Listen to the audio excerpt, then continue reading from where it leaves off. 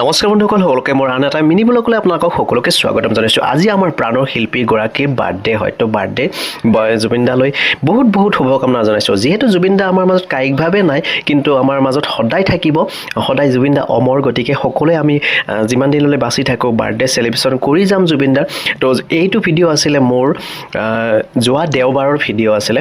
তো চাওক ইমান বেছি মানে অনুৰাগী আহিছিলে, মানে হেঁচা ঠেলা কৰি সোমোৱা নাযায় এনেকুৱা হৈছে।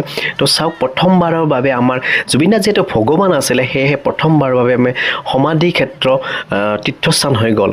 ভগৱান নাথাকিলে তেখেতে এনেকুৱা তীৰ্থস্থান নহ'লে হয়। গতিকে চাওক দূৰ দূৰণিৰ পৰা প্ৰত্যেক দেওবাৰ হওক বা প্ৰত্যেক দিনেই হওক, দেওবাৰে অকণমান বেছি হয়, প্ৰত্যেক দিনে দূৰ দূৰণিৰ পৰা সকলো অনুৰাগী আহে। ইয়াতে নাম প্ৰসংগৰে মন মুখৰিত কৰি থাকে আৰু মায়াবিনী গান হওক, জুবিন দাৰ যিকোনো প্ৰতিটো গীতে ইয়াতে মুখৰিত হৈ থাকে।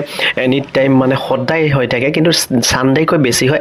আৰু এইটো ছানডে ইমান বেছি মানে অনুৰাগী আহিছিলে। চাওক একদম মানে ভৰি পৰিছে, ক'তো জেগা নাই মানে এনেকৈ খোজ দিবলৈ, মানে হেঁচা ঠেলা কৰি আহিব লগা হৈছে। চাওক মই অকণমান দূৰৰ পৰা দেখাইছোঁ। তো বন্ধুসকল ভাবিলে আচৰিত লাগে। তো জুবিন দা আমাৰ মাজত সদায় থাকিব, প্ৰাণৰ শিল্পীগৰাকী। তেখেতলৈ বহুত বহুত জন্মদিনৰ শুভকামনা জনালোঁ। তেখেতে ভালে থাকক, য'তে আছে কুশলে থাকক, আৰু আমাক যাতে আশীৰ্বাদ কৰি থাকে, যাতে আমি যাতে গোটেই অসমখন ভালদৰে চলাই লৈ যাব পাৰোঁ, আমাৰ শান্তিময় এটা অসমত পৰিৱেশ হয়, তেখেতৰ আদৰ্শ যাতে মানি চলিব পাৰোঁ আমি।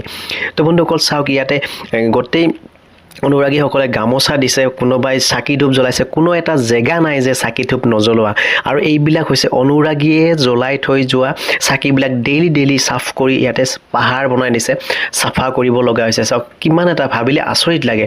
আৰু এই শিলটোৱে হৈছে জুবিন দাৰ, য'ত নেকি 12 বছৰ আগতে জুবিন দাই ইয়াতে জিৰণি লৈছিলে, আৰু এই শিলটোত উঠি এখন ফটো উঠিছিলে। এই শিলটোৰ কাষত বহি এখন ফটো উঠিছিলে। ইমান ধুনীয়া এখন ফটো আছিল। তো বন্ধুসকল আজিৰ ভিডিঅ'টো এই আছিল। আকৌ নেক্সট ভিডিঅ'ত লগ পাম। সকলোৱে ভাল থাকক। জয় অসম, জয় জুবিন দা।